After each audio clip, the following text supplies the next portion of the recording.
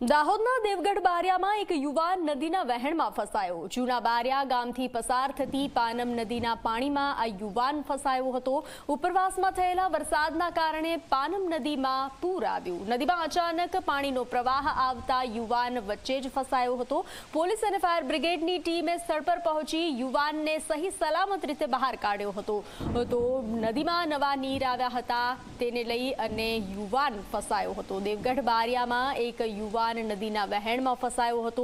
જૂના બારિયા ગામથી પસાર થતી પાનમ નદીમાં યુવાન ફસાયો હતો। ઉપરવાસમાં ભારે વરસાદ રહ્યો હતો। ઉપરવાસમાં થયેલા ભારે વરસાદના કારણે પાનમ નદીમાં પૂરની સ્થિતિ સર્જાઈ હતી।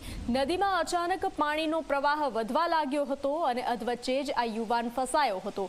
પોલીસ અને ફાયર બ્રિગેડની ટીમે ઘટના સ્થળ પર પહોંચી યુવાનનું રેસ્ક્યુ કર્યું હતું। યુવાનને સહી સલામત રીતે બહાર કાઢ્યો હતો। આપ આ જોઈ રહ્યા છો દેવગઢ બારિયામાં જે યુવાન ફસાયો હતો તેનું રેસ્ક્યુ ભારે જહેમત બાદ કરવામાં આવ્યું તેના દ્રશ્યો અને નદીની વચ્ચે આ યુવાન ફસાયો હતો એક તરફ આ તેના દ્રશ્યો છે। આપ આ દ્રશ્યો જોઈ રહ્યા છો। ઉપરવાસમાં ભારે વરસાદના કારણે નદીમાં પૂરની સ્થિતિ પાનમ નદીમાં પૂરની સ્થિતિ સર્જાઈ હતી અને ભારે જહેમત બાદ યુવાનને બહાર કાઢવામાં આવ્યો હતો। વધુ વિગતો સાથે સંવાદદાતા ધ્રુવ જોડાઈ ચૂક્યા છે। ધ્રુવ, ઉપરવાસમાં ભારે વરસાદના કારણે પૂરની સ્થિતિ સર્જાઈ પાનમ નદીમાં અને આ યુવાનને સહી સલામત બહાર કાઢવામાં આવ્યો છે। યુવાન ફસાયો હતો તે રીતે હાલ યુવાનની સ્થિતિ શું છે?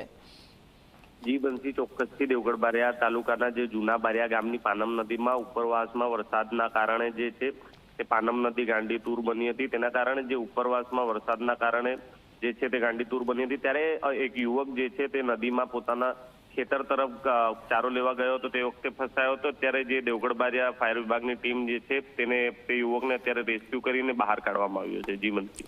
જી ધ્રુવ, જાણકારી સાથે જોડાવા બદલ આભાર। તો આપ આ દ્રશ્યો જોઈ રહ્યા છો। ભારે જહેમત બાદ યુવાનને બચાવવામાં આવ્યો હતો, તેનું રેસ્ક્યુ કરવામાં આવ્યું હતું। પૂરની સ્થિતિ સર્જાઈ હતી। અચાનક પાણીનું પ્રવાહ વધતા પાણીનું વહેણ વધતા આ યુવાન પોતાના ખેતર જઈ રહ્યો હતો અને અધવચ્ચે જ ફસાયો હતો।